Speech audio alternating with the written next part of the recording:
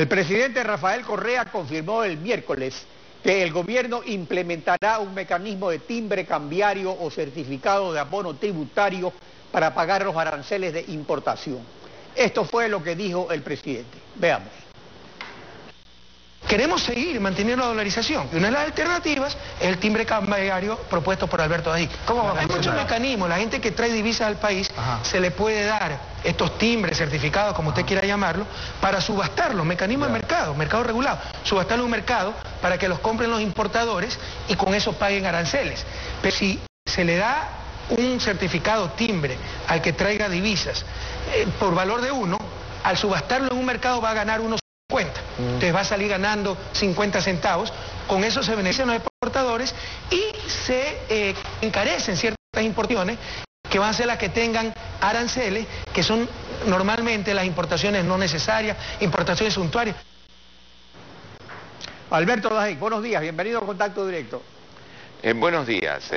Quiero recordar que el timbre cambiario es una propuesta dentro de 21 puntos, dentro de un programa completo para sacar a la economía ecuatoriana adelante de la crisis, que además la propuesta original contemplaba la reducción y unificación de todos los aranceles, la eliminación de todas las cuotas, cupos y restricciones al comercio exterior, la eliminación del impuesto del 5% a la salida de capitales, que el Estado pague también aranceles y dentro de ese conjunto de medidas previas adoptar un mecanismo de mercado que coadyuve a estimular las exportaciones y a regular no a través de controles como en Venezuela o Argentina, sino a través del mercado, regule las importaciones. Pero de todo lo que estoy oyendo, parece ser que el mecanismo que va a adoptar el gobierno es diferente.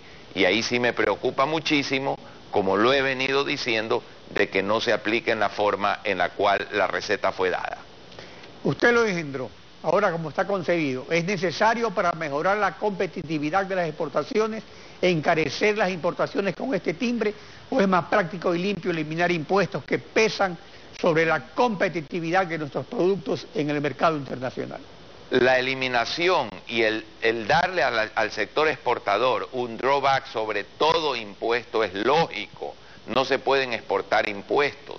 Pero adicionalmente a eso existe, por el modelo mal aplicado, un problema generado por el modelo, por el gasto público en el sector externo, que temporalmente, como lo dije desde la primera vez en que propuse la medida, temporalmente necesita de un arbitrio creativo, cuasi cambiario, que permita entonces equilibrar, estimular, hasta que el nuevo modelo económico pueda empezar a dar efectos, porque no es algo que se puede transformar la economía que ha tenido un modelo tan equivocado, no se la puede transformar en 24 horas.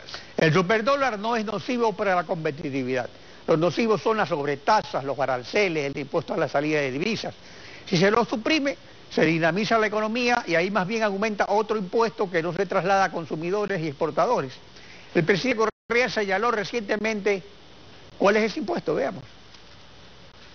¿Cuál es el principal problema? Los impuestos.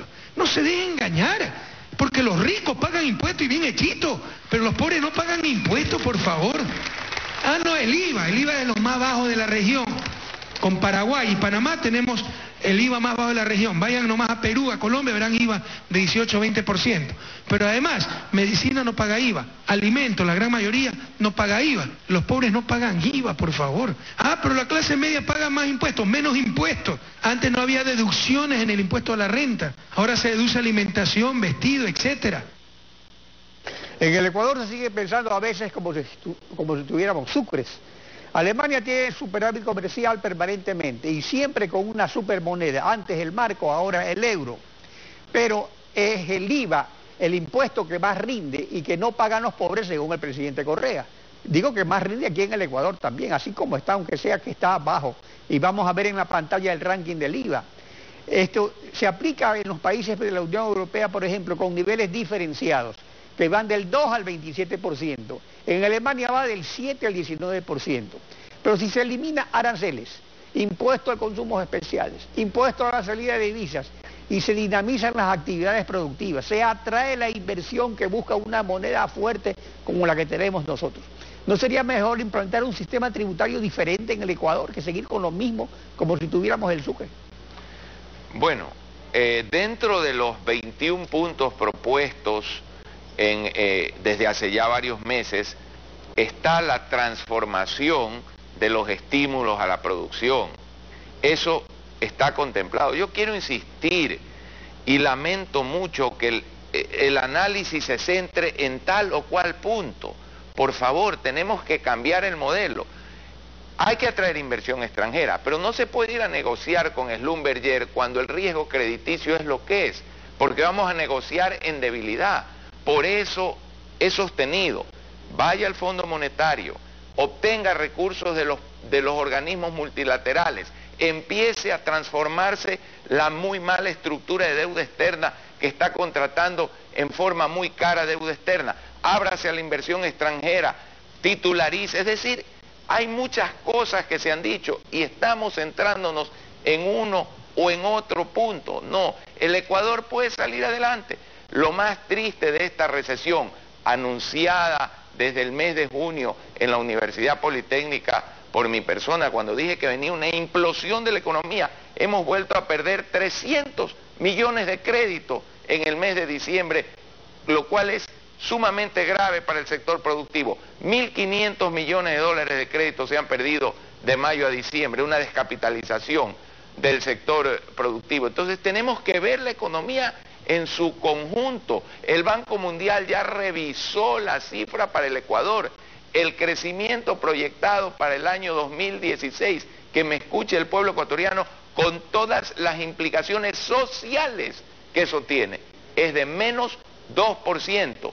2% de recesión, y vamos a tener, cuando las cifras definitivas del año 2015 aparezcan, también recesión, porque el Banco Mundial ya revisó que sí va a haber recesión en el Ecuador. Entonces entendamos que no se trata de un impuesto, de un timbre, de una medida, no, es que hay que darle vuelta al modelo económico ecuatoriano. No funciona como no funciona en el Brasil, como no funciona en Venezuela, como no funciona en Argentina. Esta es una receta fracasada. Si usted pone a la señora Rousseff en Argentina, a la señora Kirchner acá, al presidente Correa en el Brasil... Pero dentro de ese modelo hay una cosa que tienen ellos en común. En el conversatorio de octubre con el presidente Correa, usted tuvo una controversia con él respecto a la utilización que hace el gobierno de las reservas del IBE de disponibilidad del sector público y del IES. En el conversatorio del martes pasado, el presidente señaló lo siguiente, veamos. ¿Qué constituyen las reservas, como se llaman ahora en el Banco Central? Los depósitos de la banca privada, de la banca pública y las instituciones públicas. Cuando llegamos al gobierno teníamos como 2.500 cuentas dispersas de los municipios, distritos educativos. Todo lo concentramos en el Banco Central y con eso hemos tenido tremenda liquidez. ¿Cómo puede haber corrida si por ley solo podemos depositar las instituciones públicas en el Banco Central? Entonces es la confusión de estos pseudoanalistas que creen que hay que cubrir todos los depósitos. No, hay que cubrir los depósitos privados. Esos depósitos están más que cubiertos. Estos señores están sacando las cuentas totales. Es como si usted es dueño del banco, ¿ya? Deposita en su propio banco su plata y no la puede poner a trabajar porque dice que tiene que respaldar su propio depósito. Absurdo.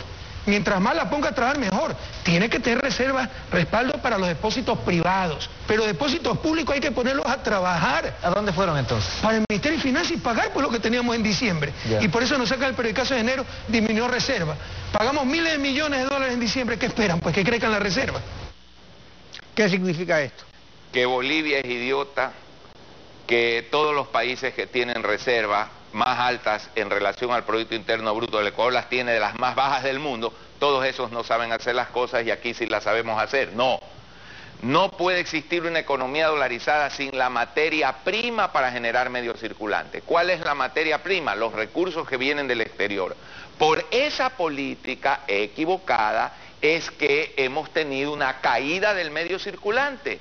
Porque no puede haber en una economía dolarizada medio circulante, crecimiento, si no hay recursos del exterior. Y hemos estado sacándolos, esquilmando la reserva e impidiendo que los recursos vengan. El resultado, caída del medio circulante, caída del crédito, recesión con las gravísimas implicaciones sociales. Lamentablemente, la visión que tiene el señor presidente de esto es totalmente equivocada y los resultados están a la vista, porque estamos viendo la enorme iliquidez, la fragilidad que tenemos en estos momentos en el crédito y la recesión que se está cumpliendo, como fue lamentablemente predicha por mi persona. Alberto Bají, gracias por tu participación en Contacto Directo.